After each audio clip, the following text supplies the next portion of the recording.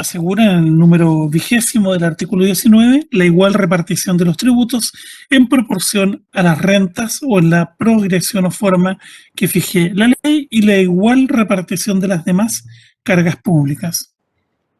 La Constitución en este punto habla de tributos. Ello incluye las tasas, las contribuciones y otras cargas materiales semejantes. El tributo es una excepción o una obligación pecuniaria que la ley impone a las personas para el cumplimiento de fines de bien común propuestos por el Estado. Comprende los impuestos, las contribuciones y las tasas. El impuesto es un tributo cuyo pago no origina una contraprestación directa en favor del contribuyente. Es un pago que realiza la persona. La contribución es un tributo que tiene como hecho generador los beneficios que se derivan de la realización de obras públicas o de actividades estatales. Finalmente, la tasa es el tributo que se paga como consecuencia de la prestación efectiva de un servicio público individualizado en el contribuyente por el Estado, como son, por ejemplo, los derechos de arancel por los registros públicos. Ejemplo de contribuciones son, por ejemplo, el pago que se realiza por el retiro de la basura. Se le denomina la tasa de, creo que de retiro de basura, pero en realidad es una contribución. La denominada contribución de bienes raíces no es realmente una contribución. Es un impuesto a la propiedad inmobiliaria. En general, hay pocas contribuciones en Chile. La mayoría suelen ser tasas e impuestos.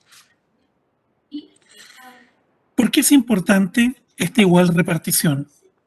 La idea de una igualdad en la repartición de los tributos es una idea de inspiración republicana, es propio de la república, porque en la monarquía hay sujetos exentos del pago de impuestos, que suele ser la nobleza. Ahora bien, la Constitución coloca como base para la repartición la proporción a las rentas o la progresión. Esto nos indica que hay dos tipos de impuestos. Los impuestos proporcionales son aquellos que consisten en el pago de una misma proporción como tasa por parte del contribuyente. Por ejemplo, el impuesto al valor agregado. Todos pagamos un 19%. Estos impuestos proporcionales en ciertos casos pueden ser bastante regresivos desde un punto de vista social. Si, por ejemplo, todos los impuestos a la renta fueran proporcionales, ellos grabarían más fuertemente a los que tienen menos rentas que a los que tienen más rentas. Ellos se corrigen la Constitución, en realidad viene desde la Constitución del 25, con la idea de impuestos progresivos. En los impuestos progresivos se paga una tasa diferenciada de acuerdo al tramo en que se encuentra el contribuyente. No sé si entienden bien la diferencia. Por ejemplo, en materia de impuesto a la renta, hay tramos exentos de impuesto a la renta, que son tramos que se consideran muy bajos. Existen luego tramos progresivos en que la tasa aumenta, 15, 20, 32, 35, y la tasa más alta suele ser cerca de un 40% de las remuneraciones imponibles.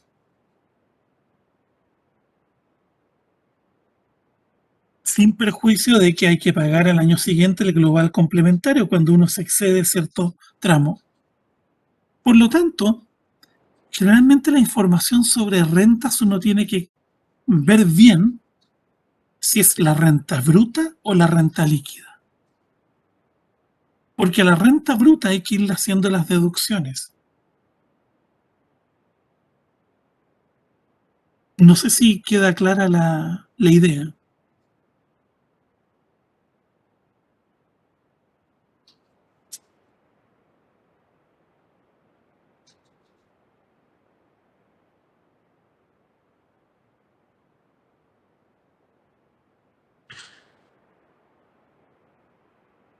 ¿Tienen todo claro el tema o no? Lo que estoy explicando. Probablemente quienes estudiaron en el INSUCO o un establecimiento similar, esto lo tienen clarísimo, lo manejan en los dedillos, ¿ya?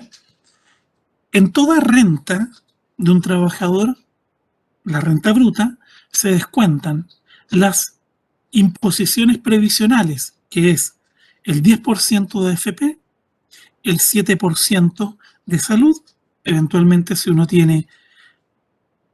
está contribuyendo más a su AFP, se le descontará más. Luego viene el descuento de los impuestos. Y ahí queda la renta líquida. Ahora, en un sistema liberal suelen haber tramos exentos, que son aquellos correspondientes a trabajadores que ganan menos. Esto es típicamente liberal, más bien dicho, neoliberal. En los sistemas solidarios que existen en Europa no hay tramos exentos. Todos pagan, aunque sea poco, pero pagan. Esta idea generaría obviamente un griterío en Chile si se implementara, porque hay mucha gente que está en los tramos exentos y consideran que es justo no pagar impuestos. En otras palabras, la solidaridad es empresa de algunos y no de todos. Pero en los sistemas que son realmente solidarios, todos contribuyen, aunque sea una pequeña cantidad, por el sentido de responsabilidad que implica pagar los impuestos. No hay tramos exentos en los hechos en muchos países con sistemas más solidarios. Y no estoy hablando de países socialistas, sino capitalistas. En general, los impuestos proporcionales suelen ser impuestos indirectos, que los paga toda la población. En cambio, los impuestos progresivos son aquellos que gravan el patrimonio. Concretamente, la mejor demostración es la contribución de bienes raíces, como también lo que es el impuesto a la renta. En general, los tramos de impuesto a la renta en Chile son bajos comparados con otros países. Impuestos a las empresas y a las personas. La diferencia y la explicación para ello es porque en dichos países, por vía de impuestos se financia la seguridad social. Por lo tanto, si nosotros sumamos a nuestros impuestos lo que contribuimos a la seguridad social, ya no son tan bajos los impuestos en Chile. Si a ello usted le suma lo que debe pagar eventualmente por la educación de sus hijos, aumentan más los impuestos. La típica comparación entre Francia y Estados Unidos. En Francia se paga un poco más de impuestos que en Estados Unidos. La diferencia está que con esos impuestos en Francia se financia la salud, la educación y las Fuerzas Armadas, entre otras cosas. No así en Estados Unidos. El 60% de los impuestos se van en financiamiento, 50, 40 si usted lo prefiere, pero no menos de 40 de las Fuerzas Armadas. Y a los impuestos hay que agregar lo que uno desembolsa del bolsillo por su seguro de salud y la educación universitaria de los hijos, si es que puede pagar. Por lo tanto, el tema de las tasas hay que ver qué es lo que comprende. ¿Qué es lo que comprende la tasa que se cobra del impuesto?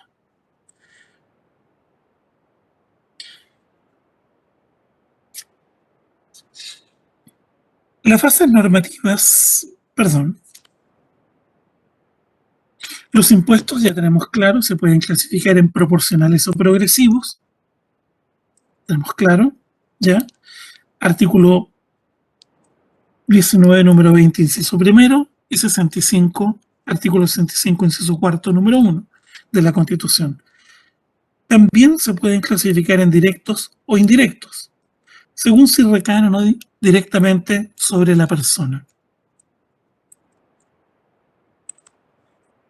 Las bases normativas están en el 19, número 20. Este ordenamiento jurídico es interpretado por la Administración a través del Servicio de Impuestos Internos, el Servicio de Aduanas, uno paga impuestos en la aduana, y la Contraloría General de la República. La interpretación judicial no administrativa es efectuada por los tribunales tributarios y aduaneros y los tribunales superiores de justicia. La Constitución, dentro de las bases normativas, asegura la igual repartición de las demás cargas públicas. Estas son cargas personales que se imponen por la ley. Ello está en relación con el artículo 22, inciso tercero. Las cargas personales son materia de reserva legal. Dice que el servicio militar y las demás cargas personales que imponga la ley son obligatorios en los términos y formas que ésta determine. No hay muchas cargas personales en Chile. Fuera del servicio militar, no hay muchas cargas personales estrictas, propiamente tales. De hecho, para ser vocal de mesa, uno recibe una contraprestación económica, con lo cual el concepto de carga como que se desdibuja. Pareciera ser que no hay mucho estómago para aceptar cargas en la sociedad actual. La ley impone diversas cargas. Hay cargas patrimoniales, los tributos. Hay cargas personales, el servicio militar. El servicio militar, que hoy día es prácticamente voluntario, ser vocal de mesa, aun cuanto en una mesa receptora de sufragios en procesos electorales, y plebiscitarios, aun cuando esto se desdibuja un poquito hoy día con la contraprestación. Y no hay casi más cargas que se me vengan a la mente de carácter personal. No hay cargas de voluntariado, de servicio social, nada. Fundamentalmente yo creo que porque no hay la infraestructura para poder ejecutar cargas adicionales ni controlarlas, ni controlarlas. Muchas de dichas cargas suponen una ética individual y laboral bastante elevada, que no estoy seguro si en Chile se cumpliría o no. Por ejemplo, el servicio social obligatorio que reemplazaba al servicio militar en Alemania. Había una infraestructura y un servicio que controlaba ello. Chile difícilmente tenemos algo para eso. Con suerte controlamos quienes hacen el servicio militar. ¿Hay excepciones? Las hay. Los ministros del Tribunal Constitucional están eximidos de toda obligación de servicio personal, dice su ley orgánica. Esta igual repartición de los tributos y de las demás cargas personales, de las cargas públicas, está recogido en el bloque de la constitucionalidad de los derechos fundamentales, en el Pacto Internacional de Derechos Civiles y Políticos, en el artículo 6, número 3 de la Convención Americana de Derechos Humanos. Dado que no hay tantas cargas personales, a mí me llama mucho la atención esto de que haya pocas cargas personales en Chile, que no haya un interés por servir a los demás en términos de carga, sino que ese interés se manifieste más en términos de voluntariado, en una visión claramente neoconservadora.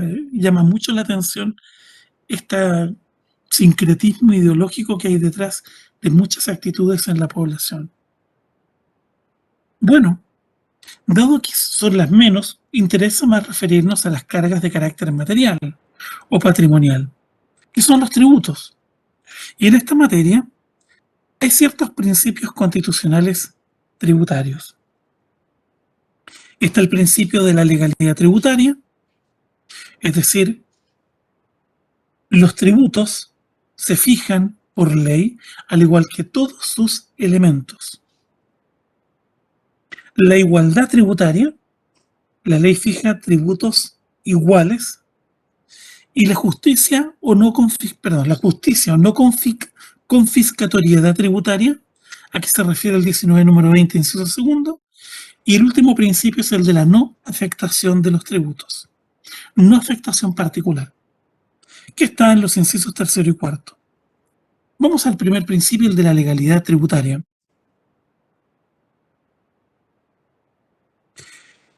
La legalidad tributaria o el principio de legalidad tributaria se traduce en que los tributos se establecen por ley, en su completitud, sujeto grabado, hecho grabado, base grabada y tasa.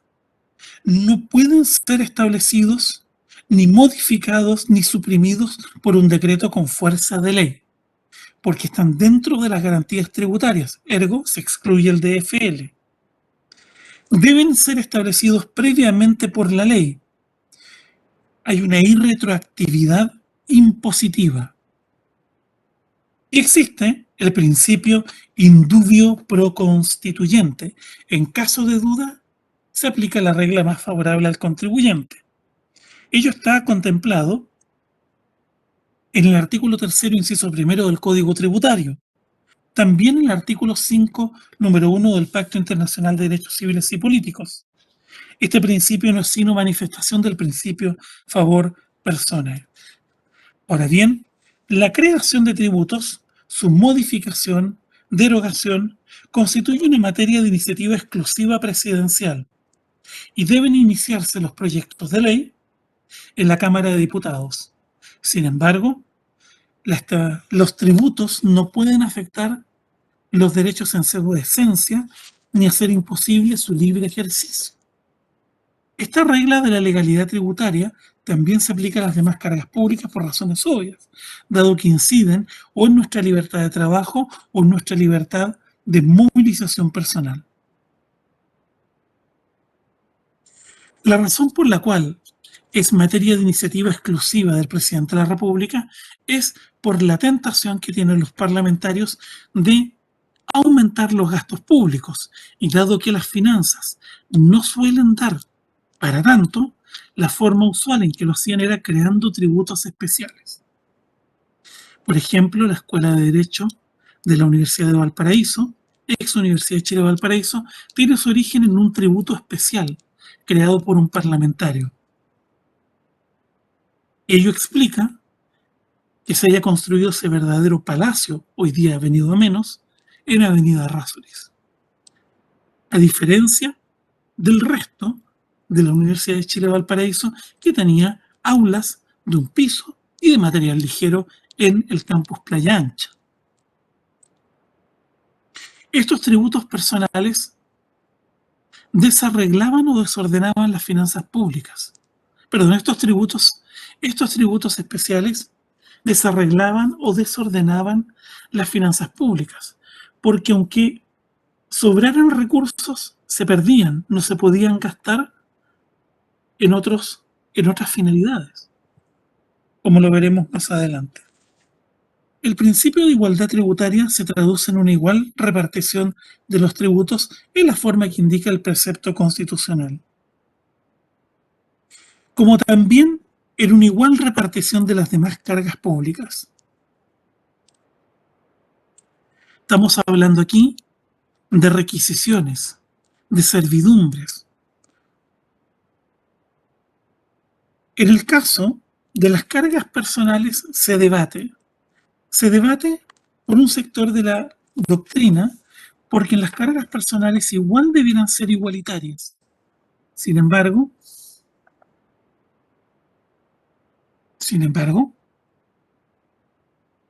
no estoy tan claro que lo sean por el tema de la inscripción en los registros militares y, en segundo lugar, por el tema del servicio militar.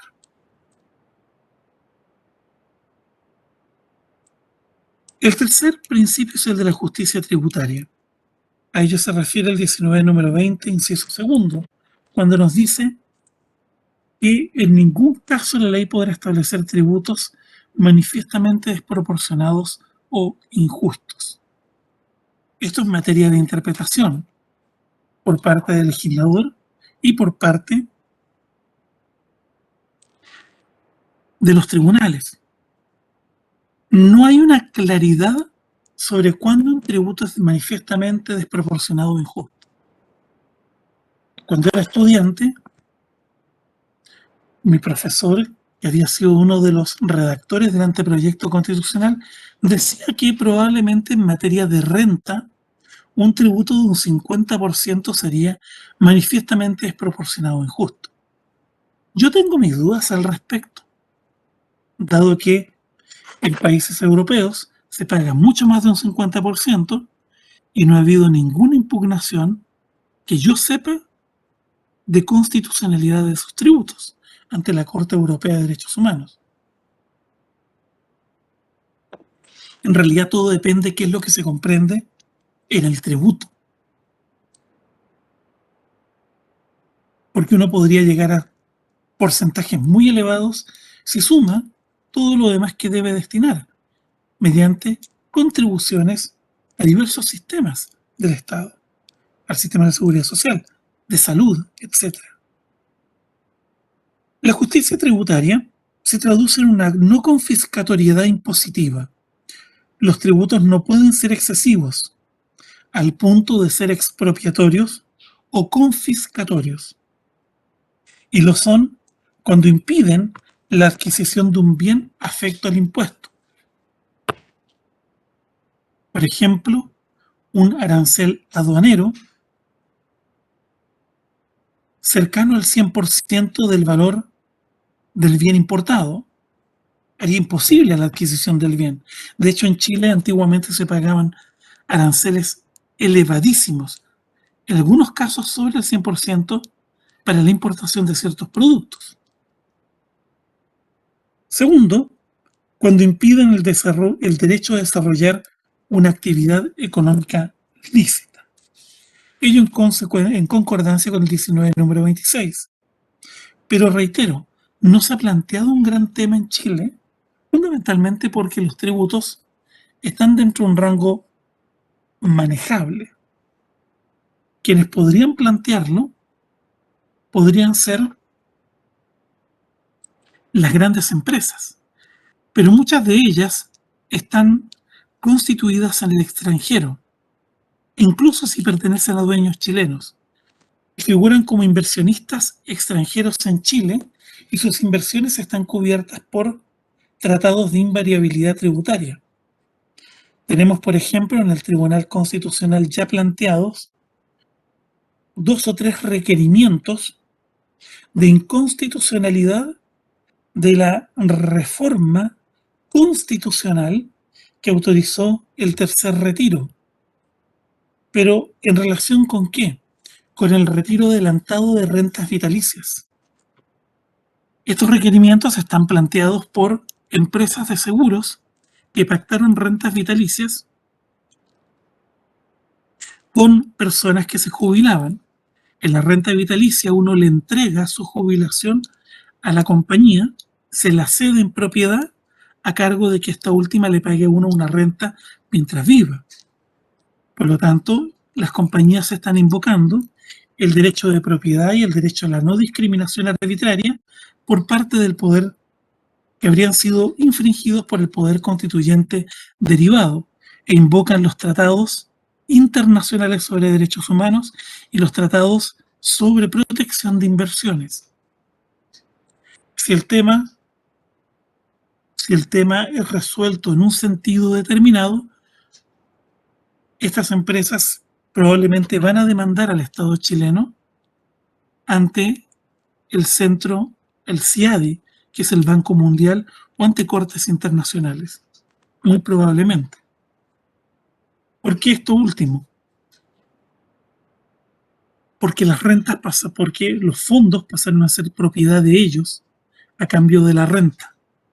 Y hay cláusulas contractuales. En el fondo, la reforma constitucional estaría dejando sin efecto las cláusulas de los contratos de renta vitalicia, al permitir adelantar el pago de ese capital sin indemnizar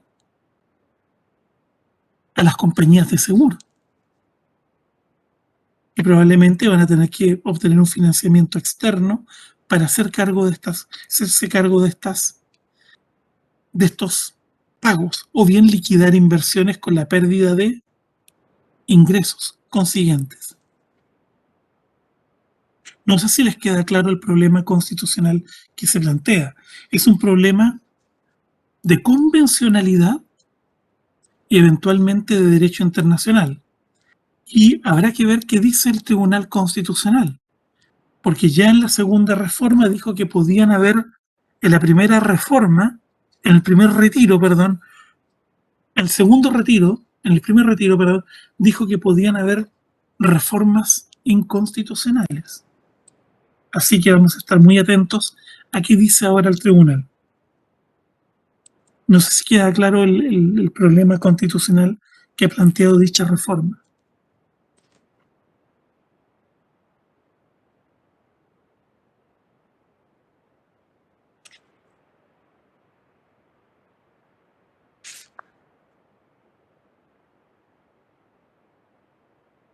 Bueno, el silencio otorga. El último principio constitucional es el de la no afectación de los tributos. Está contemplado en el artículo 19, número 20, inciso tercero. Dice que los tributos que se recauden, cualquiera sea su naturaleza, ingresarán al patrimonio de la nación y no podrán estar afectos a un destino determinado. Esto proviene de una reforma que fue introducida a la Constitución del 25, al mes siguiente del golpe de Estado por la Junta de Gobierno. Dicha reforma persiguió ordenar las finanzas públicas.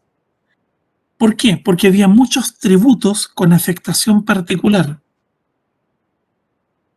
La Constitución vigente tiene una norma transitoria que mantiene en vigor los tributos especiales que todavía puedan existir, pero dudo que haya alguno. ¿Cuál es el problema de los tributos especiales? Los tributos especiales tienen el problema, primero hay un problema de justicia y de igualdad. Benefician a alguien o a algunos en desmedro de otros. Segundo, tienen un rendimiento económico decreciente. Esto significa que se siguen recaudando para una finalidad a pesar que la finalidad ya haya sido satisfecha, mientras no se derogue la ley. El tercer problema es que introducen rigidez tributaria, rigidez financiera.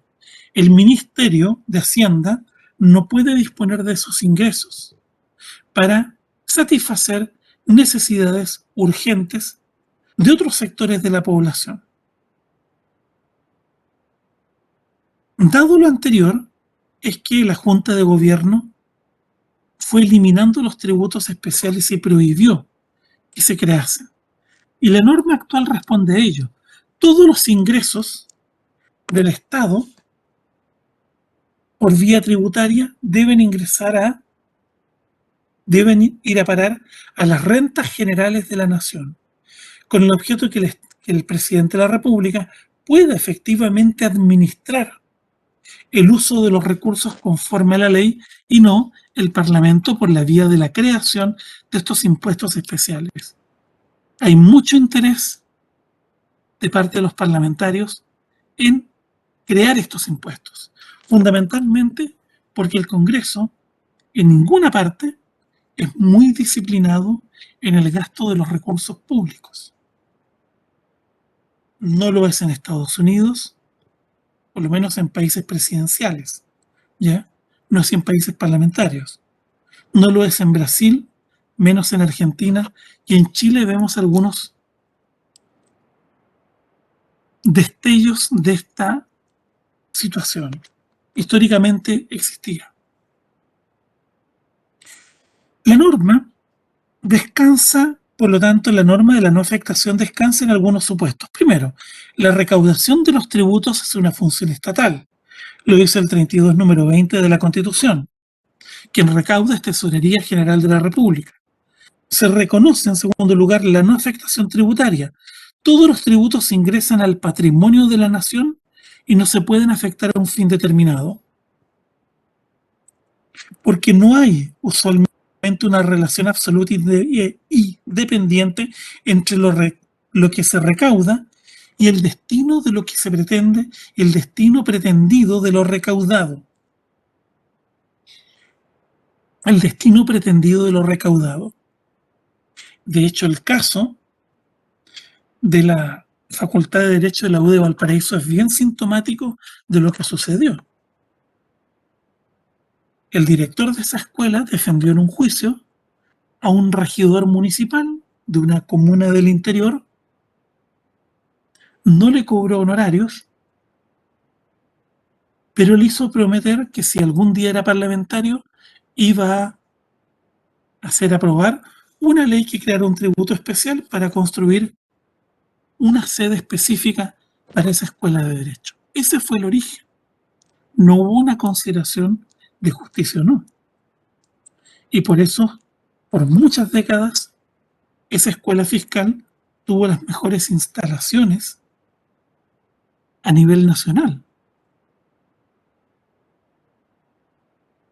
pese a no tener tantos estudiantes. Bueno, las excepciones al principio de no afectación están en el inciso cuarto del 19 número 20, es decir, para fines de la defensa nacional se pueden autorizar determinados tributos. Por ejemplo, gravámenes que afectan las rentas del cobre, de Codelco. Históricamente, así se ha financiado la compra de armamentos en el país. Segundo, tributos que tengan una clara identificación local se pueden aplicar por autoridades regionales o comunales para financiar obras de desarrollo. Como sucede con ciertos derechos municipales que autoriza la Ley de Rentas Municipales. Extracción de arena o ripio, por ejemplo, desde bienes nacionales de uso público o desde pozos rastreros de propiedad particular. El pago de patentes comerciales, permisos de circulación, etc. La destinación de parte de la contribución de bienes raíces a los municipios del país, etc. O sea, se pueden crear algunas excepciones, pero la Constitución es bastante restrictiva e indica que ello debe ser destinado para el financiamiento de obras de desarrollo. Eso supone que hay un plan de desarrollo regional o comunal. No todas las regiones tienen la capacidad para formularlos, para que hablamos de todas las municipalidades. Bien, esto es lo que podemos hablar sobre la igualdad ante los tributos y demás cargas públicas. No sé si hay alguna consulta.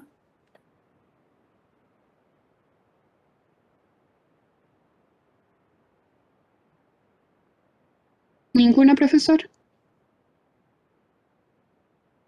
Bueno, nos vemos entonces en la próxima clase y quedamos con que el taller lo vamos a administrar próximo lunes 6:30. ¿Ya? Hasta luego. Hasta luego, profesor. Hasta luego, profesor.